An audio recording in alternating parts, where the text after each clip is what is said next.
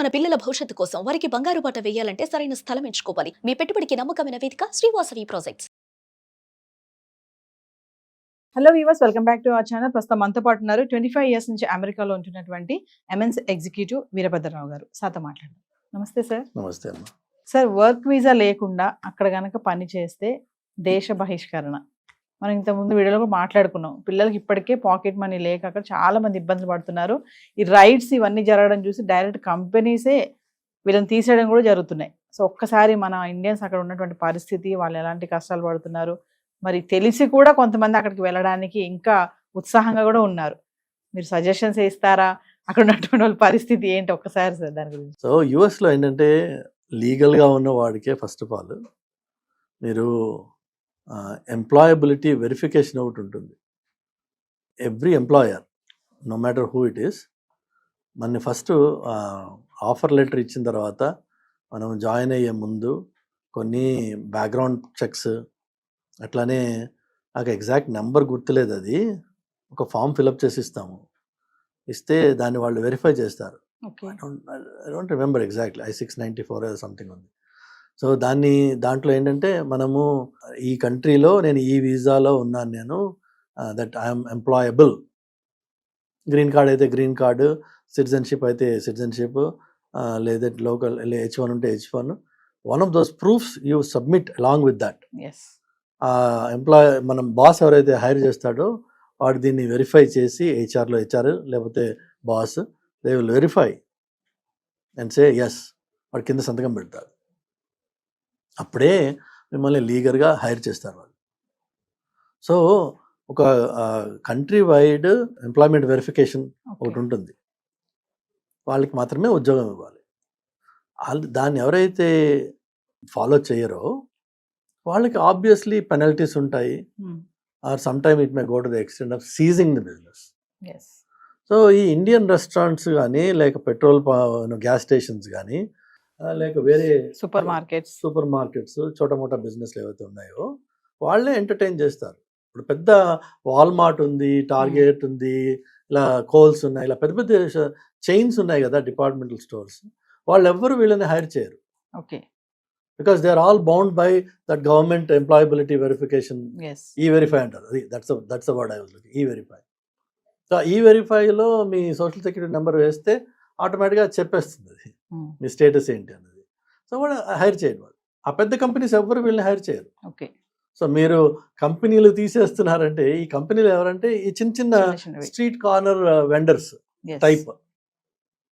So వాళ్ళు ఏం చేస్తారు, ఇప్పుడు లేటెస్ట్ వాతావరణంలో ఈ రైడ్స్ ఇవి జరుగుతున్నాయి కదా, దాంతో ముందే వాళ్ళు చేయి కడిగేసుకుని, నాయన మీరు వెళ్ళిపోండి, మా వల్ల కాదు, ఏదో వాడు బిజినెస్ అన్నా మూసుకోవాలి, లేకపోతే లోకల్ టాలెంట్ను, లోకల్ మనుషుల్ని వాళ్ళు హైర్ చేసుకోవాలి. అంటే వాళ్ళకి కూడా ప్రాబ్లం అయినా సార్ ఇలా చేసుకోవడం వల్ల?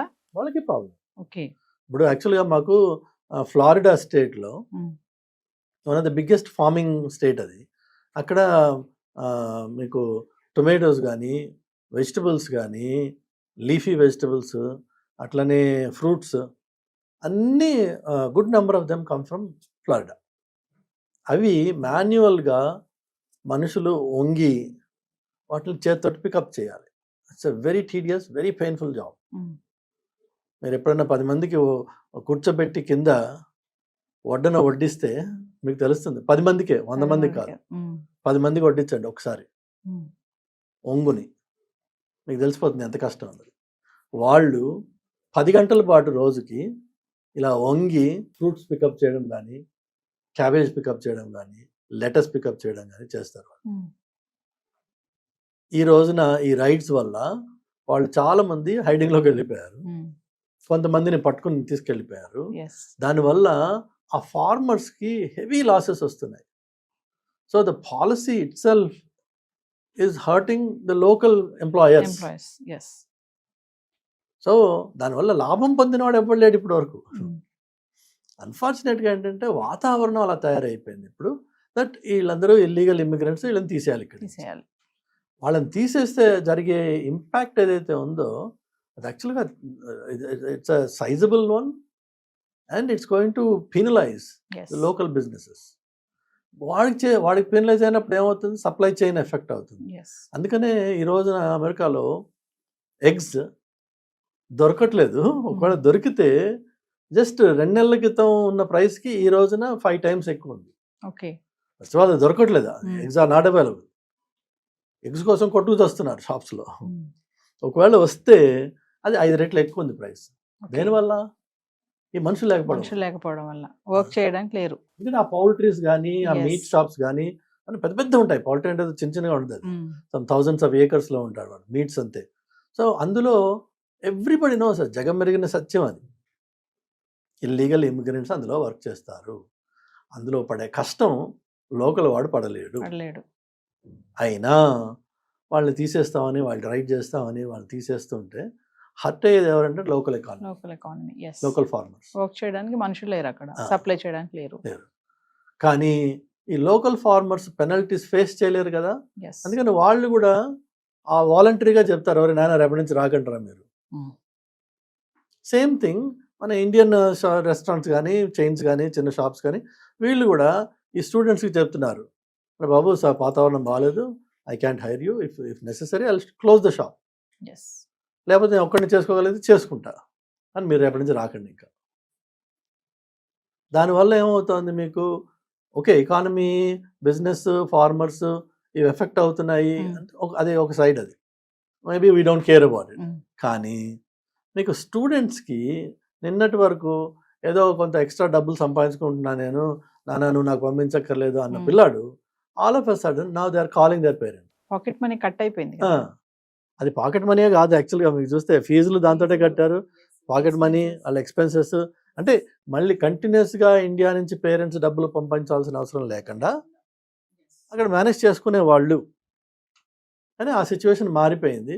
కాబట్టి ఇప్పుడు ఏంటంటే మీ పిల్లలకి మీరు డబ్బులు పంపించడానికి రెడీ అవ్వండి ఒకటి. లేకపోతే వాడు అక్కడ అర్ధాకలతో ఉండాల్సి వస్తుంది, ఎస్ లేక తప్పుడు పనులు చేయాల్సి వస్తుంది బతకడం కోసం. సో దానివల్ల వారికి జరిగేది ఏంటంటే వాడు స్టూడెంట్గాను ఉండలేడు, ఇటు బయటికి వెళ్ళి పని చేయలేడు, ఈ మెంటల్ స్ట్రెస్ పెరిగిపోతుంది. సో ఇక్కడ ఒక విషయం చెప్పండి, ఇప్పుడు మీరు అన్నారు కదా ఒక మాట, సడన్ గా అది ఆగిపోయింది, వాళ్ళు తీసేస్తున్నారు, పార్ట్ టైం జాబ్ చేయడానికి లేదు, పాకెట్ మనీ కట్ అయింది. ఇక్కడ పేరెంట్స్ రెడీగా లేరు పంపడానికి కూడా. మనం అనుకుందాం మిడిల్ క్లాస్ వాళ్ళు ఉంటారు, అప్పర్ మిడిల్ ఉంటారు, వాళ్ళు పంపే పరిస్థితి లేదు. మరి అప్పుడు అక్కడ వాడి పరిస్థితి ఏంటి? అక్కడ ఉన్న అబ్బాయి నెక్స్ట్ ఏం చేయాలి? మీరు ఇందాక ఒక మాట అన్నారు, తప్పుడు మార్గంలో వెళ్తారు అని చెప్పేసి. అలా కూడా వెళ్ళే ఉంటాయంటారా? ఛాన్సెస్ ఉంటాయా? తప్పుడు పనులు చేస్తున్నారు, ఇప్పటికే చేస్తున్నారు, ఎప్పుడో కాదు. ఎందుకంటే మన బ్లడ్లోనే కొంత కరప్షన్ ఉంది. సో ఈ corrupt practices, corrupt influences, short cuts చేస్తున్నారు. మీరు యూట్యూబ్లో వీడియోస్ చూసినట్టయితే రీసెంట్గా నేను చూసాను, డాలస్ ఏరియాలో మన ఇండియన్ తెలుగు పిల్లలు posing as some sort of inspectors, targeting Indian stores, and వాళ్ళకి వెళ్ళి అక్కడ ఎక్స్పైర్ అయిపోయిన ఐటమ్స్ ఏమన్నా షెల్ఫ్లో ఉన్నట్టయితే తీసి వాడిని భయపెట్టి, నువ్వు అది నాకేమైనా డబ్బులు ఇవ్వకపోతే నేను కేసు పెడతాను నీ మీద, as though this fellow is a government employee, వీడు కాదు వాడు కాదు. అలా చేసిన ఇండియన్స్ రీసెంట్గా పట్టుకున్నారు అక్కడ. అట్లానే ఇక్కడ స్కామ్స్ ఉన్నాయి కదా ఆన్లైన్లో, ముసలాళ్ళని పాపం రిటైర్డ్ పీపుల్ని వాళ్ళ they loot them out of their savings. So కొంతమంది ఏమో బ్యాంక్స్ నుంచి ట్రాన్స్ఫర్ చేస్తున్నారు. రీసెంట్గా ఒకరిని పట్టుకున్నారు, వాడు he went to collect some 400 grams of gold from somebody, right? ఆ కలెక్ట్ చేసిన వాడు ఎవడు? ఇండియన్ స్టూడెంటే. వాడికి ఎవరో ఇక్కడ నుంచి ఇండియా నుంచే కాంటాక్ట్ చేసి, నువ్వు పలానా పని నాకు చేస్తే నీకు ఇంత కట్టిస్తానని చెప్పారట. నేను కలెక్ట్ చేశాడు. కలెక్ట్ చేసిన టైంలో కాప్స్ రెడీగా ఉన్నారు, పట్టుకున్నారు వాడిని. వాడికి నోరు తెరిచి సరిగ్గా మాట్లాడడం రావట్లేదు వాడికి. But he was ready to be part of the scam. ఎందుకు? ఆ చిన్న కట్ ఏదో వాడికి వస్తుంది, 2000 1000 వస్తాయి వాడికి. వాడు తీసుకెళ్ళేది 400 grams ఆఫ్ గోల్డ్ వాడిది. All he might get is probably $5,000. But he was willing to do it. ఎందుకంటే డెస్పరేషన్ అయి ఉండొచ్చు, అంటే వాడి ఒరిజినల్గానే క్రిమినల్ అయి ఉండొచ్చు. బట్ నెవర్ ద లెస్ ఈ ఆర్థిక పరిస్థితి వల్ల చేతకాని తనంతో ఇలా కొత్త కొత్త షార్ట్ కట్స్ వెతుక్కునే అవకాశాలు ఉన్నాయి, ఆల్రెడీ చేస్తున్నారు ఆ పనులు. సో తల్లిదండ్రులు దయచేసి వాళ్ళ పిల్లలతో మాట్లాడుకుని వాళ్ళ రియల్ పొజిషన్ ఏంటి అక్కడ అసెస్ చేసి, మీరు అన్నట్టుగా నెక్స్ట్ ఏంటి, మీరు be very honest with yourself. Yes. నువ్వు డబ్బు ఇక్కడ పుట్టించి వాడికి పంపించగలవా? ఇంకో సంవత్సరమా, 2 సంవత్సరాల, 3 సంవత్సరాలు? లేదు, వాడికి అక్కడ అవకాశం ఇది కాకుండా అంటే లీగల్గా డబ్బులు సంపాదించే అవకాశం ఏదైనా ఉందా? ఈ రెండు లేని పరిస్థితిలో your only other alternative is to come back. Okay. Maybe పరిస్థితులు చక్కబడ్డాక మళ్ళీ వెళ్దు కానీ, ఎందుకంటే ఈ 2 ఏళ్ళు నువ్వు 1 ఇయర్ ఏదైనా చదివి ఉన్నట్టయితే అక్కడ ఆ 1 ఇయర్ వేస్ట్ అయిపోదు. Those credits can be extended and reused. మిగిలిన క్రెడిట్ తర్వాత చేసుకో, డబ్బులు ఇక్కడ సొమ్ము చేసుకున్నాక. అంటే కమ్బ్యాక్ ఇండియా రాకుండా సార్ అక్కడి నుంచి వేరే చోటుకి వెళ్ళడే అవకాశాలు ఉంటాయా? వేరే చోటు వెళ్ళి ఏం చేస్తారు? అంటే ఇప్పుడు ఇక్కడ ఇంత స్ట్రిక్ట్ గా ఉంది కదా, మరి అక్కడికి వెళ్ళి వేరే చోటుకి వెళ్ళి చేసుకోవడానికి, జాబ్ చేసుకోవడానికి, పార్ట్ టైం చేసుకోవడానికి ఉండవా ఛాన్సెస్ లేవంటారా? విత్ ఇన్ అమెరికాలో లేవు, ఇన్సైడ్ అమెరికాలో లేవు. Okay. Same thing is continuing in Canada. Okay. Canada situation అసలే బాగాలేదు. సో అక్కడికి వెళ్ళి మీరు చేయగలిగింది ఏం లేదు. నెక్స్ట్ ఏంటి మీకు మిగిలింది? యూకే అంటారు. UK is equally in bad situation. మీకు ఇప్పుడే చెప్పాను, వాళ్ళు ఆల్రెడీ ఇండియన్ రెస్టారెంట్స్ రైడ్ చేస్తున్నారు, చైనీస్ రెస్టారెంట్ రైడ్ చేస్తున్నారు. So they are deporting. And then you go to European countries. అక్కడ మనకు వచ్చేసి language problem. Plus fundamental thing ఏంటంటే మీరు ఈ కంట్రీ మారితే వచ్చిన లాభం ఏంటి? కొంతమంది అనుకుంటారు కదా, అమ్మో నేను మళ్ళీ ఇండియా వెళ్ళాలా, ఈగో ఉంటాయి కొంతమందికి. ఈగో ఉంటాయి, బట్ ఈగో ఎప్పుడంటే నువ్వు రియాలిటీ నుంచి దూరం అయిపోయినప్పుడు నీకు మీ దగ్గర మిగిలే వస్తువు ఏంటంటే ఈగో. రియాలిటీని నిన్ను నువ్వుగా అర్థం చేసుకుని, నీ సిచ్యువేషన్ నువ్వు అర్థం చేసుకుని దాన్ని యాక్సెప్ట్ చేస్తే అహంకారము, అహం అన్నది చచ్చిపోతుంది. నా దగ్గర 10 రూపాయలు ఉన్నాయమ్మా, 100 రూపాయలు తిండిని తింటానని ఎట్లా ప్లాన్ చేస్తాను? ఈ 10లోనే ఈ పూట నేను గడుపుకోవాలి. 100 తినాలని కోరిక ఉంది నాకు, ముందు 100 సంపాదించి 100 తిను, ఎవరు కాదనట్లా. కానీ 10 ఉన్న చోట 100 గురించి మాట్లాడావనుకో, అది అహంకారం, అది ఈగో అవుతుంది. అది కంప్లీట్లీ డివాయిడ్ ఫ్రమ్ రియాలిటీ. నువ్వు ఉన్న పరిస్థితి ఈ రోజున ఇక్కడ ఉన్నావు. సో బౌ డౌన్. పెద్ద అల వచ్చినప్పుడు తల ఉంచినంత మాత్రాన నువ్వు పడిపోయినట్టు కాదు. ఆ అల పోని, ఆ కష్టం పోని, మళ్ళీ again take your position back. ఈ రోజున తల్లిదండ్రులకి ఫైనాన్స్ చేసే కేపబిలిటీ లేకపోతే, పిల్లలకి ఆల్టర్నేట్ ఇన్కమ్ అక్కడ జనరేట్ చేసే అవకాశం లేకపోతే, నా సలహా ఏంటంటే వాళ్ళు వెనక్కి వచ్చేసి ఒక లాజికల్ బ్రేక్లో అక్కడ వెనక్కి వచ్చేసి ఇక్కడ ఏదన్నా మీరు సొంత వ్యాపారం చేసుకోండి. ఏదో అక్కర్లేదు, పానీపూరి బండి పెట్టుకుని లక్షలు సంపాదిస్తున్నారు. వాడు ఎవడో చెన్నైలో పానీపూరి బండి పెడితే 43 లక్షల ఇన్కమ్ అట. ఎందుకంటే మీకు వాళ్ళ రేపు అన్ని స్కాన్ ఉంది కదా, ఆ స్కాన్ ఒకటే ఫోన్ నెంబర్కి అన్నీ వెళ్తున్నాయి. హాయిగా ఫైనాన్స్ మినిస్ట్రీకి దొరికింది.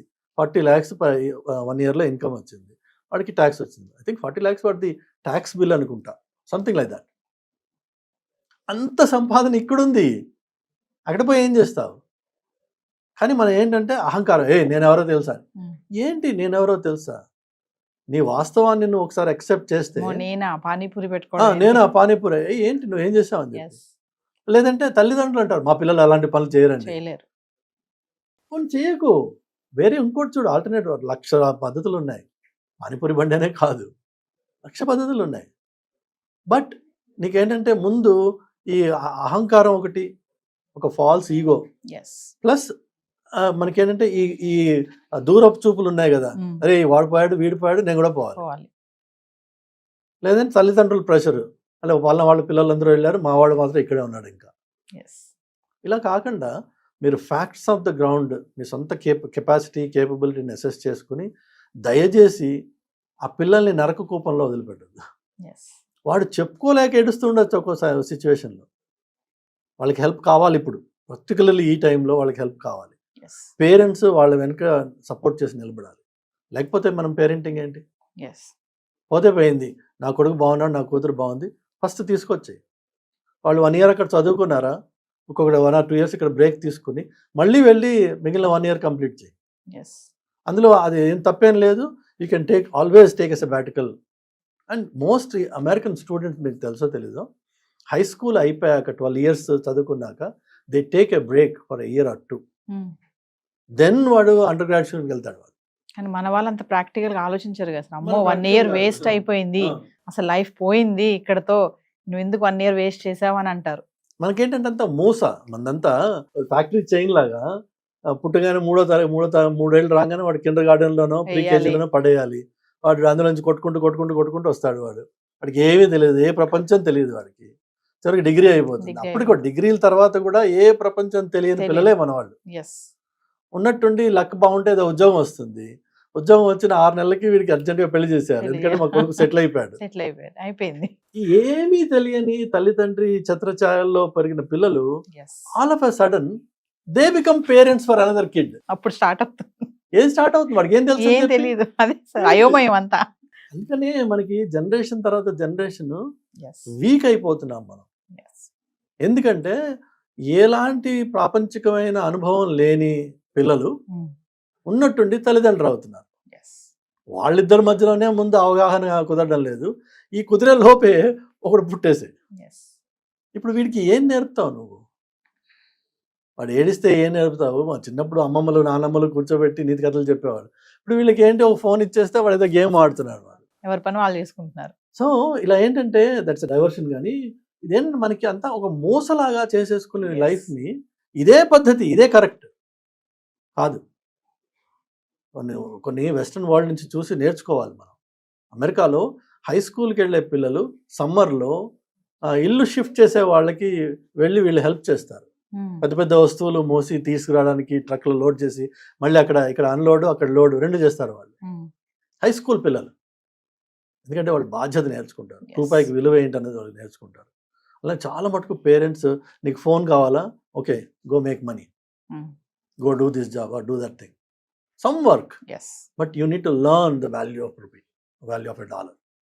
మనకి నాన్నకు ఫోన్ చేయి, మా అమ్మకు ఫోన్ చేయి, లేదంటే అమ్మను పటాయించు, నేను నాన్నను పటాయించు, ఏదో వాళ్ళు ఏమో తల తాకట్టు పెట్టి తీసుకొచ్చి ఇస్తారు. ఎస్ లేకపోతే ఇటు సూసైడ్ అంటాడు. అవును. కదా కూడా బాధ్యత తెలియనివ్వరు. Yes. వాళ్ళు తెలియని ఎవరు తల్లిదండ్రులు, తెలుసుకోరు పిల్లలు. పిల్లలు. ఎస్ వెస్ట్రన్ వాళ్ళు అలా ఉండదు. వాళ్ళు ఫోర్స్ చేస్తారు నువ్వు నేర్చుకోవాలి అని. చాలా ఇండిపెండెన్స్ని చిన్నప్పటి నుంచే నేర్పుతారు వాళ్ళు. ఎక్కడ కూడా ఒక పేరెంట్ కిడ్కి ఫుడ్ ఆర్డర్ చేయడం హోటల్కి వెళ్తే వడ్ you want, వడ్ you want, వడ్ you want, వడ్ you want, they will order their respective. మనమేమో ఒకటే పేరెంట్ నలుగురికి ఆర్డర్ చేస్తాం కదా. ఇవన్నీ ఈ కల్చరల్ డిఫరెన్సెస్లో ఉన్న బ్యూటీ ఏదైతే ఉందో దాన్ని రికగ్నైజ్ చేయాలి మనం. ఎస్ వాడట్రా అట్లా చేస్తాట్రా, అదేదో మనకి వింతలాగా లేదంటే దాన్ని గేలి చేసి చేయకూడదు. ఎస్ రీసెంట్గా ఇటలీలో ముస్లిమ్స్ వెళ్ళి లోకల్ ఇటాలియన్ కల్చర్ని ఇన్సల్ట్ చేశారు. అందులో ఇప్పుడు అక్కడ మంచి స్ట్రాంగ్ ప్రెసిడెంట్ వచ్చింది. She simply said over night remove these guys from the country, kicked out, and in fact in future there's going to be more restrictions on them. Yes so మనము వేరే కంట్రీకి వెళ్ళినప్పుడు, వేరే ఇంటికి వెళ్ళినప్పుడు, వేరే ప్రపంచానికి ప్రదేశానికి వెళ్ళినప్పుడు అక్కడక్కడ మనకి నేర్చుకునే అవకాశాలు ఉంటాయి. అక్కడ Yes. మంచి ఉంది, ఉంది. మంచి మన దగ్గర ఉంది, మంచి వాళ్ళ దగ్గర ఉంది, చెడు మన దగ్గర ఉంది, చెడు వాళ్ళ దగ్గర ఉంది. ఎస్ అక్కడ మంచిని గ్రహించే ప్రయత్నం చేయాలి. అందులో ఎందుకు వీళ్ళు ప్రాక్టీస్ ఇలా చేస్తారు, దాంట్లో ఉన్న మంచి ఏంటి, ఎస్ అది నేర్చుకోవాలి. So coming back to the point, my humble request to the parents is honest discussion పిల్లలతోటి. వాళ్ళ సిచ్యువేషన్ ఏంటి, మీ సిచ్యువేషన్ ఏంటి, రెండు వైపులా బేరీజ్ చేసుకుని. ఎస్ నువ్వేమైనా అమ్మి డబ్బులు తీసుకురాగలవా, తీసుకురా. Hmm.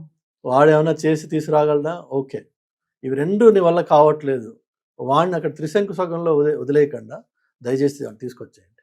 Yes let them be safe first, then will think of the future. Thank you sir.